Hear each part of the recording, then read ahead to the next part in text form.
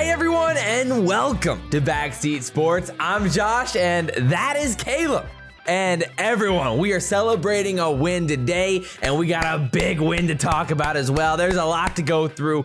Obviously, we're talking about the Nebraska Northwestern beatdown from Saturday, and then giving our predictions, our keys to the game, and everything else for the big-time Michigan game this weekend. It's going to be a blast. But Caleb, how you doing? Well, I was doing very, very, very good on Saturday night. Yes. And I may have been paying for that this whole week as I've been under the weather. Yeah. So I've been, I may have partied a little too hard the weekend. But that's to be expected, as that was probably the best Husker game that I've been to in a hot minute in Memorial Stadium. Obviously, every win's a good time.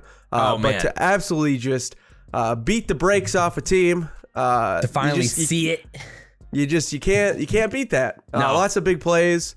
I lost my voice. Now it's kind of come back so we can record. Yeah, we're back at it again finally. But still battling over here. But going to recover just fast enough so that I could do it all again for the Michigan. Oh, I know. This Michigan game. Literally, dude, it's gonna be insane. So obviously, we're gonna be breaking down the Northwestern game. Then we'll get into the Michigan game a little bit later. So let's start with this game, man. I mean, it was insane. 56-7. Obviously, a dominant, explosive offensive performance from Nebraska. Finally feeling like we saw the Scott Frost experiment, the Scott Frost offense kind of like come together in a game.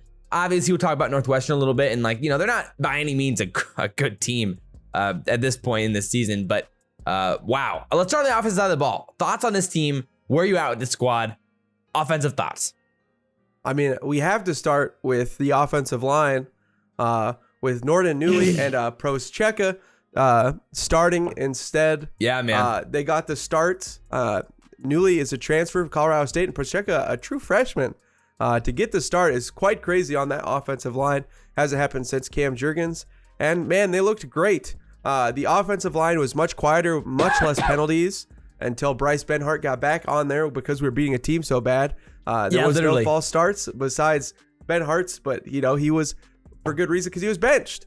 So we didn't get to see him till the garbage time.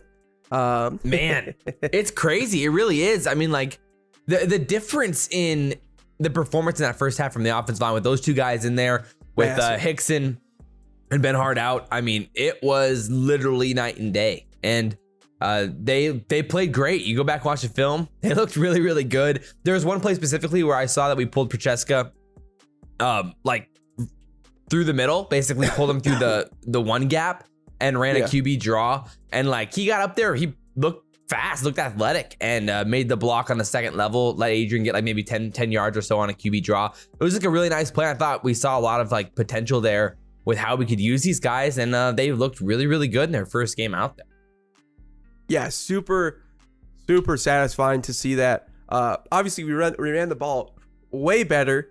And besides the offensive line, I mean, the only other place to start is Jacques Yank. Oh, yeah, baby. Let's go. You mean literally looking like a mini Derrick Henry out there. Things you love to see. The dude was stiff-arming kids. He was making moves. He even looked decently shifty for his size. I mean, talk about a breakout game for Jack Yant. That was insane. I mean, he had great vision. He was really awesome to see. Again, for his size.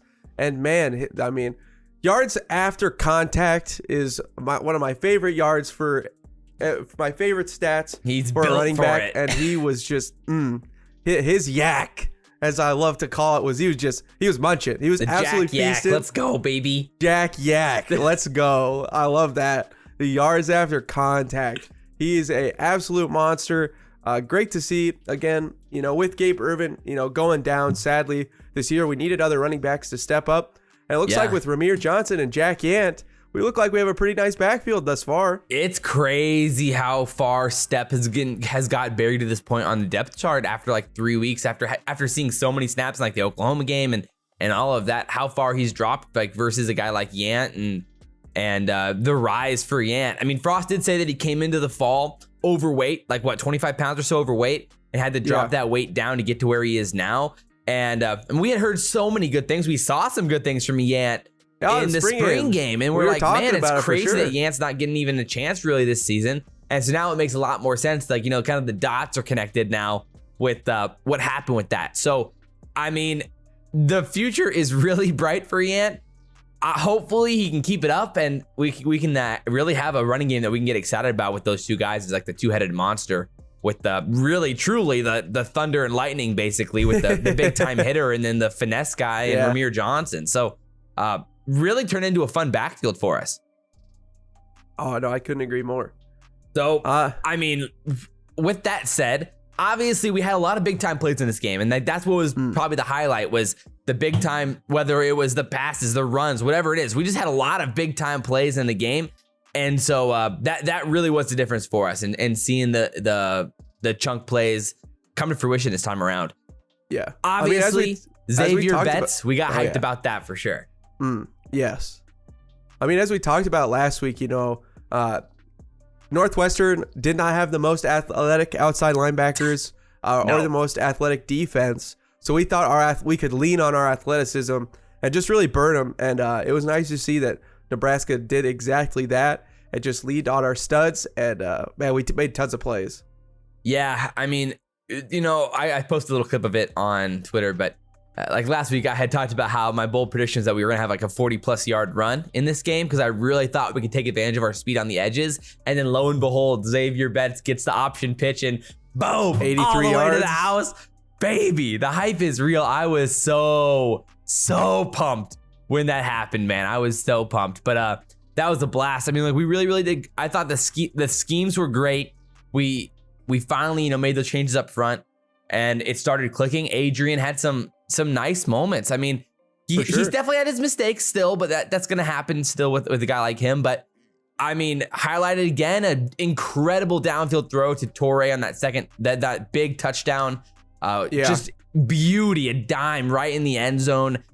That first play to Torrey was a little questionable with like basically the jump ball, but Torrey, an athlete, made a play, and then suddenly, we're making plays on those first drives. Yeah. No, it was super great to see. Adrian definitely missed some throws, but he made up for it, made some plays with his legs, and didn't turn the ball over, which is so huge. Yeah. Again, he's such an athlete. He's going to make tons of plays. If he just does not turn the ball over, as I say every single video, it's a freaking miracle what happens. And we'll continue to say, again, he's such a net positive without turning the ball over. Super awesome to see. Yeah, the offense was just a ton of fun, and Northwestern could not get anything going, which is no surprise with such a great defense that we had. Well, I mean, like JoJo and real quickly on the offensive side still, I mean, I wanted to just, again, continue to highlight the triple option, because we're really starting to nail this thing down. I mean, like at first it was like, all right, we're seeing some mistakes here, and then like in the Michigan State game, we saw like Omar dropping the pitch, and so there's still those mistakes that are going to happen. And we saw Adrian and the real blunder of a fumble on that backwards pitch when he kind of tossed basically like he was playing NCAA football. Like he's going down, about to hit the ground, and he's tossing this thing out, and you're like, dude, you cannot be doing that. What was that? So I also like that we took some of the plays off Michigan State where we were pulling wide receivers or tight ends to block off the tackles. Yeah, we were really utilizing that well, which worked well. Yeah, Chancellor Brewington absolutely blew up a dude on the goal line there to get, I think, I don't remember if it was, I think it was Adrian who had it. Ramir and Chancellor Brewington were the lead blockers there for Adrian Martinez, one of his goal line touchdowns. It looked really nice. I think the scheme was 100% just so much improved. Yeah, I agree. Like, and we even had some like really, really creative bubble screens, like where we're getting a little bit more innovative now. And you can definitely see Frost's trust in the players to execute more complex plays. I think that's a big part of it. And I think that's something that Frost has expressed with his frustrations with the team and the lack of being able to be creative at times. And Lubbock's been talking about that in press conferences before too. And to finally see a little bit more complex like blocking schemes and some of these bubble screens that we were running, like we did one with Xavier where like we pulled, I think, two guys, one on motion and one of the other linemen got out there, really got to the second level, and it was like a nice little like near 10-yard screen pass to Xavier. And I'm like, these are the types of plays I was waiting to see with Frost for 3 years. And we're finally doing it now. And so it's like, that's exciting to see. And like, and it's nice that we're not relying on like those screen passes. And that probably has to do with us being able to establish the run a little bit better this year. But like this year so far, only 9% of our plays are screen passes, where like last year it was 19%. So I like that balance a little bit more than where we were at the past few years with the screen usage. And that's exciting to see overall. And we even saw like Ramir Johnson running the ball through the tackles pretty well as well. He had a few nice slippery runs near the goal line. His touchdown to go up 27-7 was really, really nice. Some downhill running. And so I think we're seeing some improvement from Ramir Johnson as well, which is exciting. And so overall, I mean, just a ton of positives, and like Adrian connecting on the down. Adrian connecting downfield is undoubtedly the biggest improvement from like last year to this year, with like how good, like he's actually been like an elite downfield thrower this year. And like that touchdown to Torrey felt like JD Spielman, him and his connection, like his freshman season in some of those downfield throws. And it's like that, seeing that, it's hard not to get a little bit excited with and drinking some of that Kool-Aid after seeing Adrian throwing the ball like that. But again, then you have to always counterbalance your excitement with some of those overthrows on the slants and missing some wide open guys at times in this game. And so there's the pros and the cons, but we are definitely headed in the right direction with Adrian and this offense at this point, and a lot of positive signs heading into a big time game. So on the defensive side, like you said, a lot of positives. Yeah, it was, again, just tons of really nice stuff. I think JoJo Domann was the highlight for me, with 2 huge sacks in the game, and just, again, leading the team in tackles. Just, it seems like Josh and I were a little disappointed to start the season, where he wasn't getting a lot of tackles. It didn't feel like he was making big plays. And as the season has progressed, it feels like he's only stepped up his play, and he's revved up as it's gone on.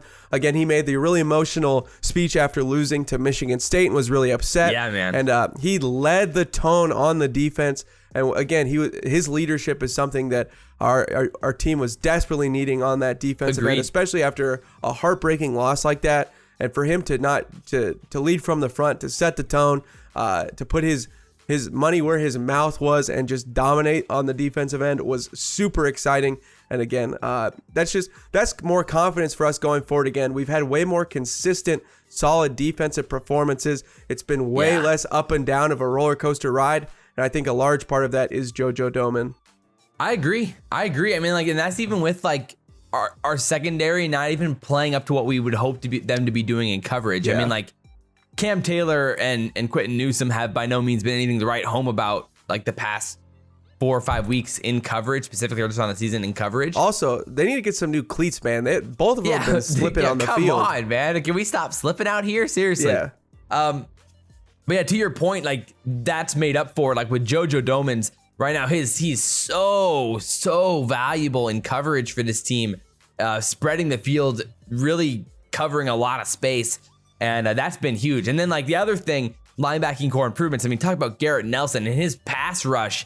I mean, we ran a lot of multiple D in this game with Garrett Nelson in a 3-point stance, hand down in the dirt, making plays and getting to the quarterback. And Garrett Nelson looked fantastic in this game with 4 QB hurries and a sack. So, like, just bull rushes on fire. Yeah, he has a bag of tricks that he's digging into to get some sacks and to get pressure. Yeah, man. Which is, again, super exciting to see for a linebacker. Again, we need it desperately. Yeah, I feel like our defensive line has maybe underperformed and maybe our secondary as well at times to what we've been wanting to see, where our safeties have played good ball, but our cornerbacks and our defensive line have maybe underperformed. I didn't feel like any defensive lineman like stood out too much. Some of the tackling in the middle was kind of, Damian didn't have a great game. Yeah, DeAndre Thomas was all right. Yeah, DeAndre Thomas has been the highlight of the D-line. Ty Robinson, who everybody was really high on, I think has had a pretty disappointing year thus far now midway through the season. So, I mean, there's still plenty of ways this defense can improve. Definitely. Especially the middle linebackers still in coverage. Henrik can still get better at tackling. I think all of them. I'm really Reimer and Henrik could probably definitely improve in the tackling side of things. Both of them have had I feel like Reimer's a little bit better in the open coverage because he's faster. I agree. But like, I think last game, it felt like at least Reimer had a little bit of a tough day in the tackling side of things. But overall, He did drop I 2 agree picks. with you. Dang. Yeah, I know. That's the thing.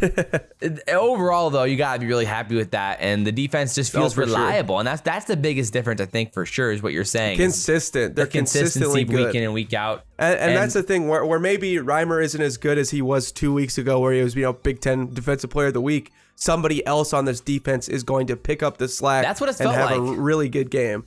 So that's just exciting. Yeah, and then up front, some weeks it's Jordan Riley, some weeks it's DeAndre Thomas, some weeks it's Ben Stilley, and it's been kind of going back and forth, those guys, about who's having the better games. And overall, that just seems really balanced, and it feels like we have some depth finally, in that front seven. So that's pretty exciting. And as long as these guys stay healthy and really the whole secondary just plays at least solid, which they definitely are going to, this defense is locked and loaded for like a top 35 guaranteed type defense in the country, with upside of top maybe 15, if things go the right way. So it's really, really exciting to see what can happen. And they match up, pretty well still heading into a game against Michigan. Yeah, I agree. This is going to be a big test. Josh and I were debating on whether we thought the Oklahoma game, Oklahoma at the time we played them, or Michigan when we're playing them this week, is the more difficult team. Obviously, in the rankings, Oklahoma's ahead, but so much goes into rankings. I don't know. I really feel like Michigan's defense is definitely the best defense we're going to see by a long shot this year thus far. So our offense is going to have the biggest test. I think their offense is a little bit more one-dimensional. Maybe, much more like the Michigan State team that we saw. Right. Maybe less weapons on the wide receiver front, but more weapons in the running back game. Kenneth Walker, obviously a beast, but Michigan does have 2, so they keep those guys. I was gonna say the last thing, like for the defensive side of things, was just like, I really like the creativity we used early in that first half defensively. It was This is another thing where I was excited to see us kind of get into that more of that multiple D, what we teased a lot about early on in the year heading into the season. And we started seeing a lot of it this game with some of that 4-3, with some of like the experimenting with only 2 guys in their hands in the dirt, and with a lot of stand-up players making plays and being flexible and experimenting with a lot more of that pro-style defensive multiple fronts situation. And it was working great. We brought a multitude of packages of blitzes as well, including like the JoJo sack with the kind of like the hooking blitz on the left side with JoJo coming on the right was really, really nice. And overall, just really enjoyed the performance there from the defense and the play calling overall. Really, really enjoyed that too. So yeah, no, that JoJo where I was like, I think it was like man coverage, and JoJo had the quarterback there. Yeah, and again, he has the best football instincts of probably anybody on our football team. He has since freshman year. He's just, again, he understands football at such the instinctive level and makes the right play. And man, it's just so exciting. Again, like he knew where that football was going, and just, man, gets the sack. It's nice to see. Yeah, and the other thing that I really, really like seeing was kind of the 2 times where he blew up some like screen type plays where like Cam Taylor like blew up that play. I was so hyped on the that line play for and Cam. stripped the block and then got in, made the tackle. That was sick. And then Henrich basically beat 3 offensive linemen to the outside and made a tackle behind the line of scrimmage on the screenplay in, I think, the second quarter. And just a big time play there. So seeing those types of like individual plays from guys is what we hadn't really been seeing the past few years, and making those open field tackles and individual plays is exciting. And it definitely gives us some upside heading into Michigan. So yeah, don't get us wrong. Josh and I like to nitpick the defense, but that's part of it. But obviously, again, a very, very good team. Definitely. And we're, again, very excited, man. That Cam Taylor We're back to being competitive, man. This is exciting. Yeah, it's very exciting. Yeah, it gets hype. So Michigan, we're here, baby. We made it. The odds are interesting for this game. So some sites opened up at like a 7-point spread, while others opened up really narrow, like 1. And so depending on when the sites went up, right off the rip, it was like a 7. And then some opened up at 1 a day later. And it's kind of met in the middle. So it's currently at a 3.5-point spread for the game. Michigan is favored by 3.5 in Memorial Stadium. It's a 50.5-point over under right now. And it's been a really interesting road for Michigan these past few weeks. They're kind of in a similar situation with like where is Harbaugh at? Is he maybe on the hot seat heading to this year? And, what's this season going to look like with all the moving pieces and things along those lines, establishing the culture? You're hearing a lot of that conversation, very similar to Nebraska, from the Michigan side of things, too, in those articles that with documenting the season. So right now, they're a top 10 team. First time they're a top 10 in the last 2 years. And last year, they're coming off a win against Wisconsin, their first win in Madison in the last 20 years. It's just a weird situation for them right now, and a lot to go off of. So what are your thoughts on Michigan and kind of looking back on their games so far? They're 5-0. Yeah, I mean, obviously, they just get the job done. They're a classic Big Ten team, right? They don't turn the ball over, only turn the ball over once this season. Solid special teams. Again, they're just not going to beat themselves. No. And again, a really, really good defense. It's going to be a big test for our offense this year. This definitely is probably a top 10 defense in the country. It feels like that. Yeah. They're really fast. Obviously, we'll talk about more about their defense, but I think that's their biggest problem. Again, offense a little bit more one-dimensional. For their wins, I think the Wisconsin game is a little misleading, honestly. Well, yeah, it's interesting. It's 38-17, but if you went back and watched the game, it was a really close game until Graham Mertz got hurt. Yeah, it was the a first drive of the second game. half. He got hurt. Yeah, it was 13-10 at halftime, and Wisconsin started off with the ball, and then he got absolutely blown up on a play. 3 dudes hit him, and he was getting hit a lot.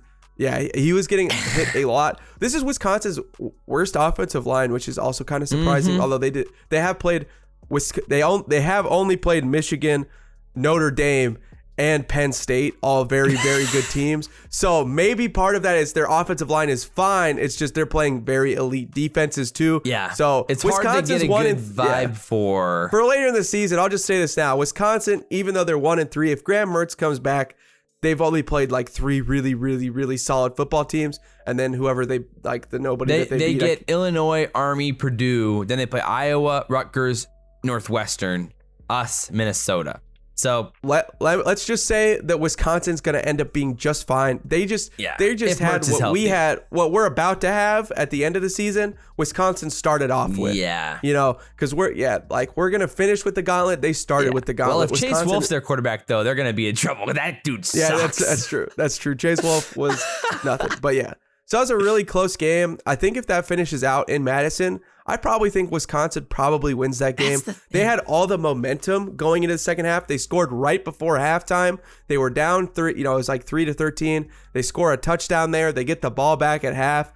If Graham Mertz started to turn on the Jets a little bit, made some really nice throws, they wouldn't have lost by 21. That's for sure. That is definitely for sure. They definitely would not have lost by 21. So, I feel like Wisconsin and Nebraska is definitely comparable as a team, for sure. Wisconsin's defense, as always, they're very solid, very fast, good linebackers, good at run stopping. Right. Maybe Nebraska has a little bit better of a secondary than Wisconsin. Yeah, to your point, solid. When watching that game, it felt like that first half seemed very possible for what we could see in this game on Saturday. And I think that's what you're trying to say with your point there. Yeah, exactly. I think this could be very close to that Wisconsin game, which will be a close game. And, Michigan has its flaws for sure. Yeah, I agree. I mean, when you look back at all of their wins so far, again, they're 5-0, like we said, but that's a 47-14 win against Western Michigan, which, Western Michigan is Western Michigan. Then you had a 31-10 win against Washington, which at the time was a big win. But at this point now, Washington's 2-3 with losses to Montana, then to Michigan and Oregon State. And those aren't, Montana and Oregon State aren't by no means the good losses there. So at this point, it's hard to say Washington's a good team, sitting at 2-3. Then they beat Northern Illinois 63-10. So again, a nice win, but against Northern Illinois. And then they beat Rutgers in a kind of a bloodbathy game where Rutgers was... Dude, it was 20 Rutgers had chances to win that game. That's the thing. It was 20-3 at halftime, but Rutgers came out in the second half, shut out Michigan in the second half, and had multiple chances to tie the game. Yeah, no, and poor turnovers by Rutgers inside of Michigan territory, even in the red zone. Yeah, and a couple fourth down stops. Yeah. But no, it was a very close game, And Michigan did not look great by any means, and their offense isn't amazing. Again, Cade McNamara, they do not like to throw with him that often for a reason. He's only averaging 18 pass plays. And Wisconsin was the first time he had more than 16 on the season. Yeah, Michigan runs it the second most in the Big Ten, only second to us, and that we don't really, run that many times. It's just the fact of, Adrian scrambling half the time. Right. So they run it definitely probably at the highest percentage, because they average 46.8 runs per rushing plays. This offense is highlighted by their running backs. They're both very, very talented, and they looked very, very good. Hassan Haskins and Blake Corum both really showed out on the tape as very, very good running backs, and Blake Corum is explosive. Yeah, 84 carries, 521 yards, and 7 touchdowns.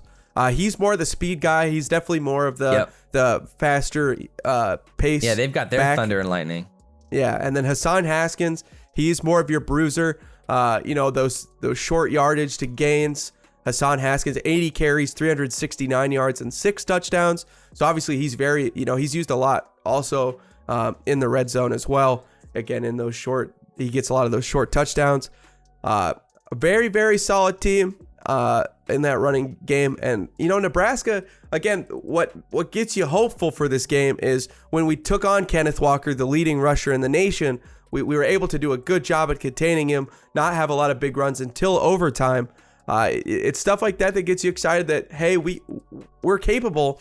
And again, we don't have to respect Cade McNamara like we do Peyton Thorne. Or, I would say Peyton Thorne's pretty similar to McNamara. I think Peyton Thorne's better. Interesting. I would say Peyton Thorne's I would say they're nearly identical. A lot better. Cornelius Johnson, while good, he's 10 receptions, 245 yards, 3 touchdowns. I don't think he's as fast as Jaden Reed is or as elusive as Jaden Reed is for Michigan State. So I'd say Michigan State has the better offense for sure.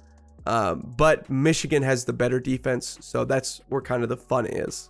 Yeah, I mean, on the season, McNamara's been really, really effective just basically without play action. Where it's the exact opposite for Adrian Martinez, where Adrian's been elite with play action, but not without. So it's interesting to see how good Cade's been when he just drops back in a classic 3-step drop and zips that ball out there. He's very accurate.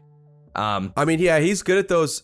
He has a really weird sidearm release. Yeah, he's been good downfield though. That's the thing. Yeah, that's the thing. The ball comes out with heat on it though. Yeah, that's the one thing.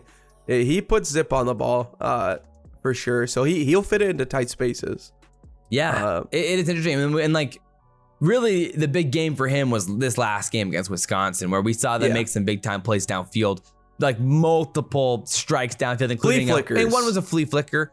But he had some and then he had one unbelievable catch from, I can't remember which receiver ended up making the play, but one of them made the play on that right side. It was a really nice scoop catch with the shoulder. Was it Eric All? I can't remember, so he had some nice throws though overall downfield, one to the corner. So that, you can see him making plays, and then they can definitely have the playmakers to do that as well. Even with losing Ronnie Bell, early on in the season. So if Ronnie Bell was still here, I'd be scared.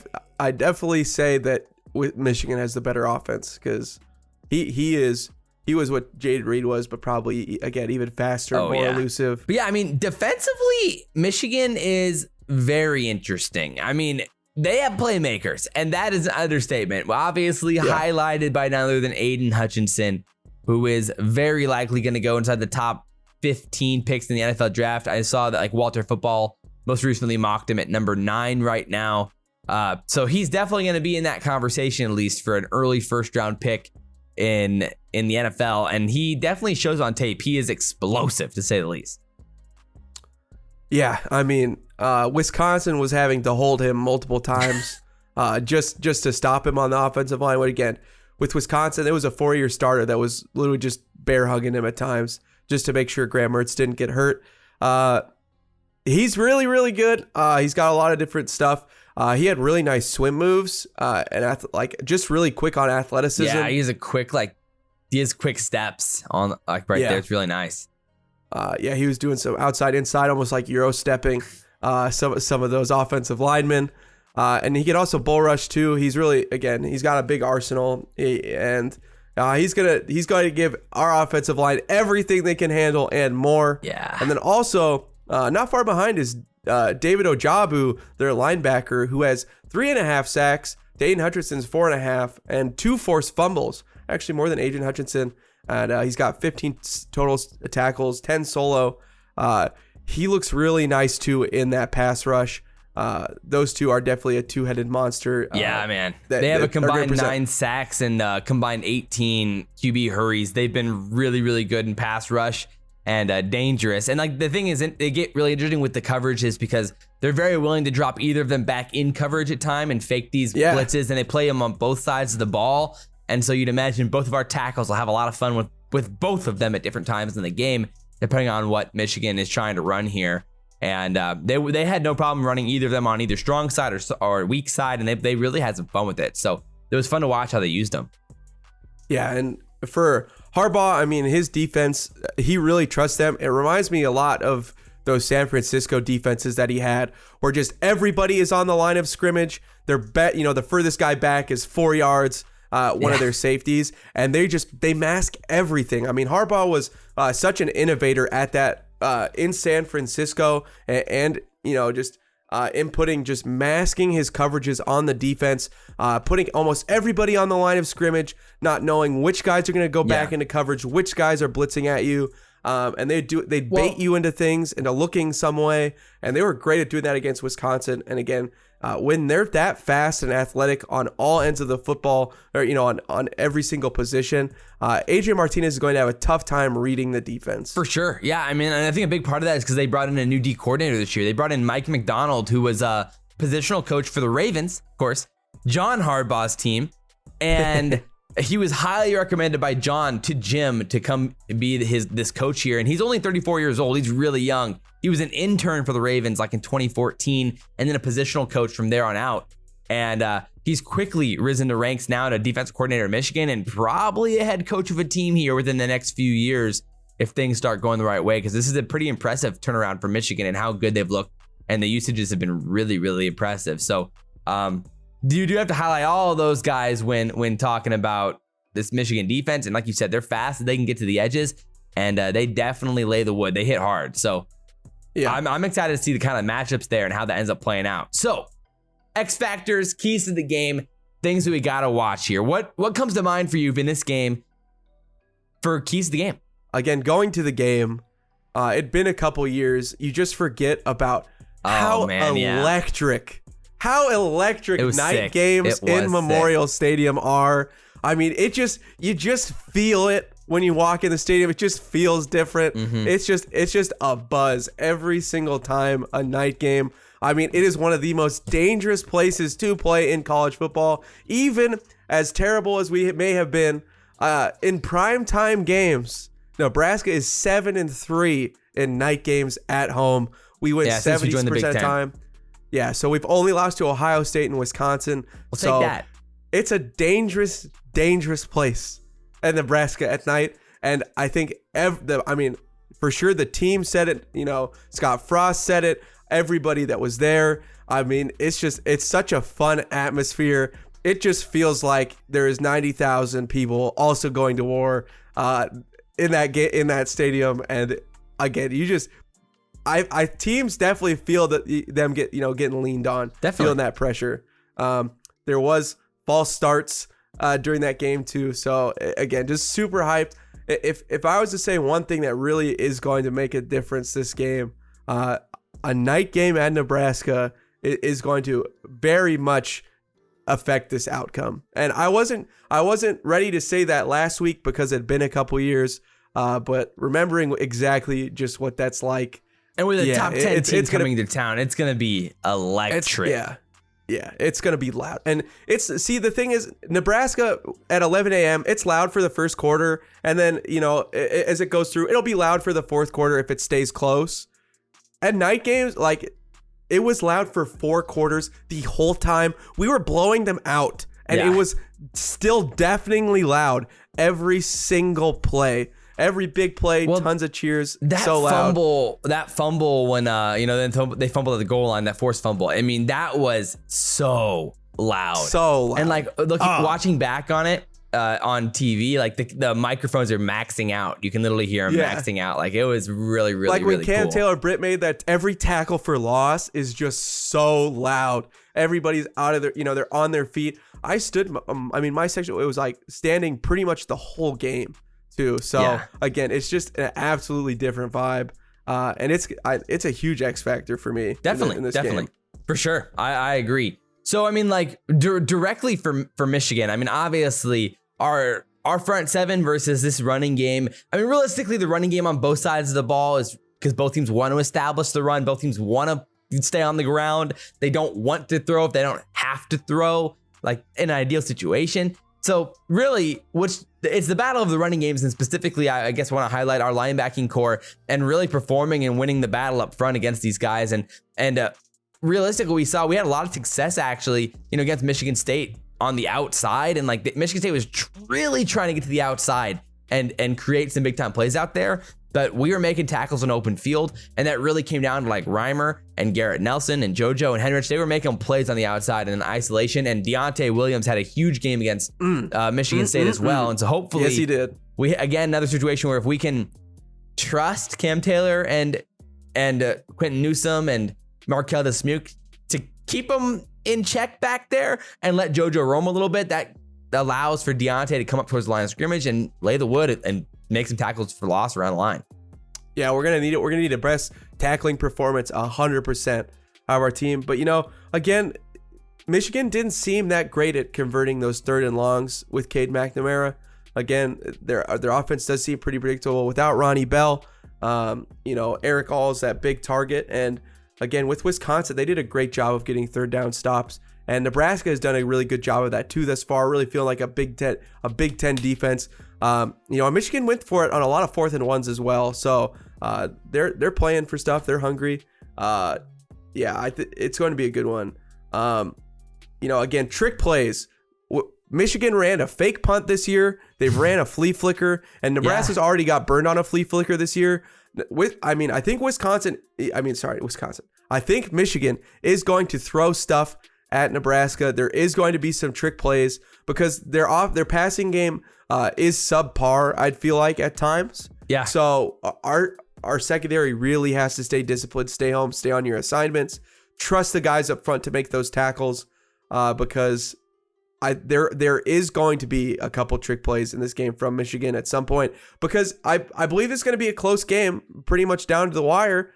So, I think I agree. We're going to have to stay home.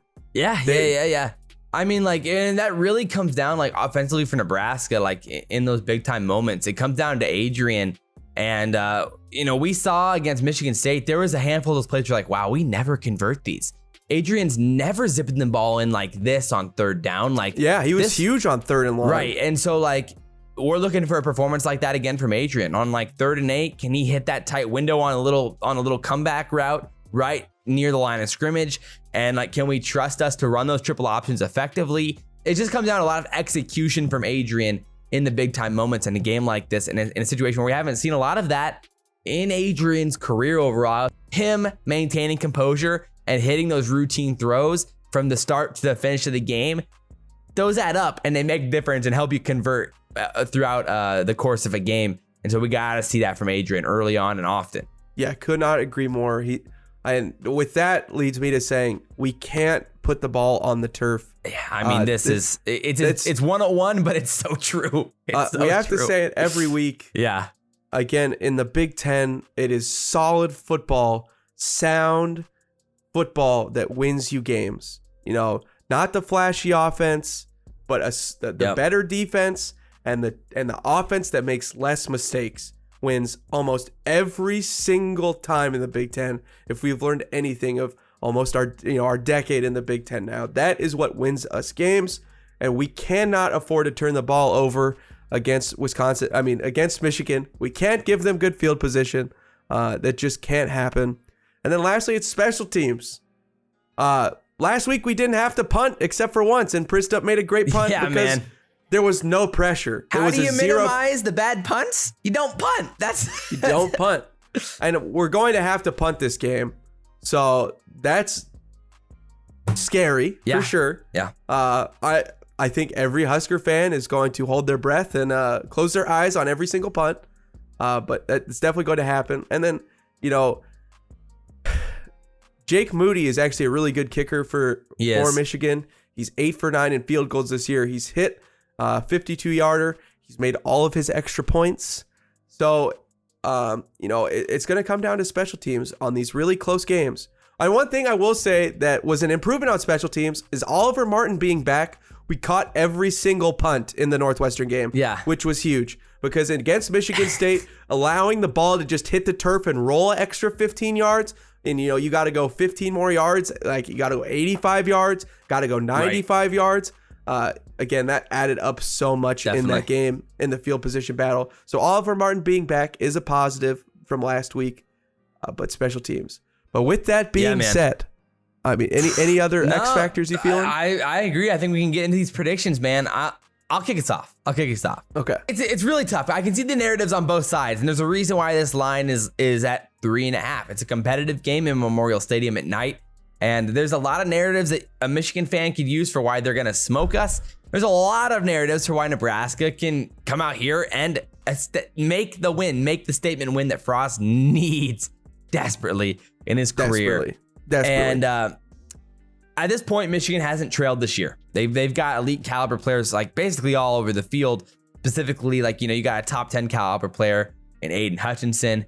And so far, they haven't turned the ball over. They only have 1 turnover in 5 games. I do like the argument, though, that like the teams that Michigan's beat aren't good. I mean, they just aren't. And so like it comes down to, I mean, the only one beat Wisconsin, how good they are. But again, that game was insanely close until Graham Mertz got hurt. Yeah. And so at this point, they don't have a win where I'm like unbelievably impressed by. It's like, I don't see us getting blown out in this game. Like, I don't see a world. Well, I do, but there's turnovers. Turnovers, obviously. But I don't think it's likely that we get blown out in this game. If anything, this is going to be a grinded out Big Ten football game. And that's the type of games that we want to be in with this defense and keeping us close. So with that said, though, overall, I'm just a little bit concerned about, I mean, let's be honest, it comes down to Adrian Martinez. And if you truly believe that Adrian's not going to turn the ball over in a primetime game against a top 10 team with NFL playmakers and this offensive line, then we can win this game. Definitely. I mean, we match up well against them. And so like, that is basically the only X factor for me that really matters at the end of the day is this front seven from Michigan versus our new patched together offensive line who performed well against Northwestern. But let's be honest, they're not even in the same atmosphere as Michigan. I mean, I think Northwestern very well could be the worst team in the Big Ten at this point, and they're going to be right there with the bottom feeders of the Big Ten this year. They're just not a talented team after losing so many starters last year. So with those things considered, I think Nebraska fans can kind of feel the vibe where I'm going with this. Oh no. At the end of the day, I'm just a little bit worried about Nebraska, Adrian Martinez, and these turnovers. And so I'm going to go in a close, very, very, very close, devastating nighttime loss in Memorial Stadium. I'm going to go 24-21 Michigan. I'm going to take the 3-point line. So I guess I'm technically taking Nebraska on the 3.5 point line, but I'm going to take a 24-21 Michigan win in Memorial Stadium in prime time. It's going to be a tough one if it falls that way. Husker fans, the bad news about this team, about Nebraska this year, we have lost to Illinois, Oklahoma, and Michigan State. Mm-hmm. But what is the one de facto categorization that puts all 3 of those teams together in those loss columns? They were all on the road. Every single one was on the road. That's true. Nebraska has not lost a game at home this year. And I would love to look at Frost's career splits at home versus the road. And we suck on the road. We're terrible. We're trash. We might be a horrible team as a road team, especially under Frost. But this is a night game in Memorial Stadium, and that's where the difference comes for me. It's home. It's loud. Again, we're really, really good at night games. And also, we haven't lost at home. Yeah. And that's the difference for me. And I think because of that, I will pick Nebraska to win a very close one. 27-23 go Skurs. Oh my goodness. If this game was on the road, is it because of the defensive matchups? How are we scoring our points in a game like that? I think there's big plays to be had. Again, the offensive line is the question. I think Yant and Ramir Johnson can give us enough respect from Michigan in between our guards and our tackles to allow us to maybe get them on our heels somewhat. And also the fact that Adrian Martinez is so deadly on his feet, somebody has to spy him, I think will hopefully allow us enough time, not a lot, but enough time. And with our upgrades, I mean, our true question for me is Turner Cochran. I need you to play your best game of your life. Literally, please. Like everything, whatever you need to step it up, and then you need to step it up again, and then you need to get off the basement, out of the elevator, out of the caves that we walk in before the preseason tunnel. I need you to get out of there, and I need you to walk into Memorial Stadium, and I need Turner Cochran to play a good game. Yeah. I need our offensive line to figure this out, because that's the difference. And this is going to be a tough ask. Man. Again, and so that is the worry, right? Adrian Martinez, you see him, you step back, bam, the football gets slapped out, and Aiden's in his rib cage. And Aiden Hutchinson scoops and scores. Yep. If that happens, if Michigan's defense scores a touchdown, it feels inevitable. We'll lose this game. Yeah, and that's my problem. And I get the idea, but like this would talk about a big time win for Scott Frost. If this ends up happening, man, it would be crazy. I mean, real quick, how does this impact Frost? You know, I mean, like, if does the loss impact him? I mean, I'd imagine the win impacts it a lot more than the loss, because if we lose, then you're looking at the Minnesota game, you're looking at the Purdue game as like, we got to win those. The thing is, with this one, it doesn't matter, but the problem of why it matters is the Illinois game, right? Right. Like, because the fact that we just don't have that many more games that you're feeling like are wins, like he needs them. He needs all of them at this point. You know, when you blew it against Illinois, against the cupcake, you got to pull one out against the Michigan, Wisconsin of the world. You do. And like, that's the thing. I mean, like, to your point though, I mean, like, we've put together, after the awful, atrocious, disgusting Illinois loss, we put together 5 straight, very competent games. Very respectable, like ranked performance type games. Where you take care of business against Fordham. It probably could have been even better or bigger, but like, you're still coming off of the Illinois game. Then you really the defense starts showing up and like really being impressive against Buffalo and making huge plays. Then you go to Oklahoma. We basically, we end Oklahoma's like 60 something game streak of scoring more than 27 points, which was an FBS record. And then you head over to MSU. I mean, and honestly, we should have beat country. MSU. Right. And we had every chance to do it if it wasn't for a stupid punt. The worst punt you're ever going to see in college football. Well, actually, a multiple worst punts you're ever going to see. The special teams murdered us. Not catching any punts at Michigan State, and then shanking a punt. And then one for a touchdown. And then kicking it in the wrong place. Like, And that's why we lost the Michigan State. And then you head home to Memorial Stadium and you blow out Pat Fitzgerald in his worst loss of his career. And so, like, there's a lot of really, I mean, that's stringing together a lot of really big time positives, even though you didn't finish it out against MSU, but against special teams. So, like, realistically, you know, the narrative makes sense. But like, I just don't trust it. My one narrative worry is that Nebraska, we don't win under Scott Frost, we have been almost incapable of winning back-to-back games. We did against Fordham and Buffalo. Exactly. And we did it against, I don't know, some two terrible teams his first year. Yeah, no, that's fair. In the same way we need the leadership in the loss, we need it desperately in the win from Nebraska to stay consistent. Right. And like, my other thing is like, because like, we'll get too high on our own supply after one win. I've seen Nebraska get too high on its own supply after one quarter. Yeah. Against Colorado. I mean, against Northwestern. We've seen it time and again where they get too high on themselves, too excited, high-fiving each other. Oh, we won the game. How do you feel about Adrian's shirt? Yeah, that's again. Adrian puts out a shirt after a Northwestern win. Don't sleep on us. And it's like, that scares me a little bit. It's like, you have to stay consistent, and this is a team that hasn't won back-to-back games.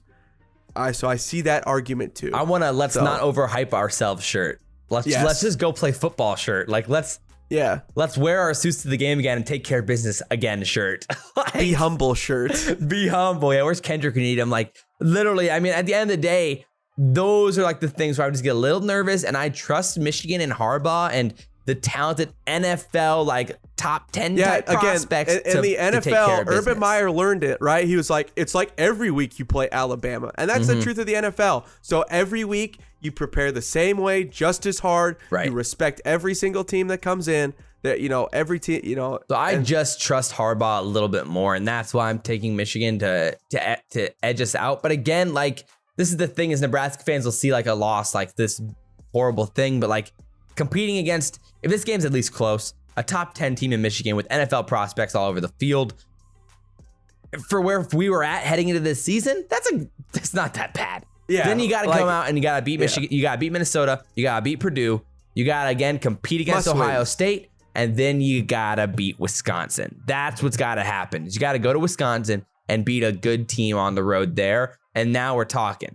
So you got to win one of either the Michigan game or Wisconsin game, and that's where I kind of see it. So we'll see what happens. Yeah. I mean, it's spicy. I hope you guys enjoyed another long episode here of Backseat Sports. Drop all your comments down below. We want to hear what you guys have to say and where you guys are at with this game. Thoughts on this Nebraska game. Michigan fans, I want to hear what you guys have to say as well about your thoughts. And hopefully we did Michigan fair enough in this video. But hopefully you guys enjoyed the video. If you guys did, like, comment, subscribe, share the video if you guys really enjoyed it. And we appreciate you guys for tuning in this a little bit later episode of the week of Backseat Sports. And guys, we will see ya next time. Go Big Red. Go Big Red, baby.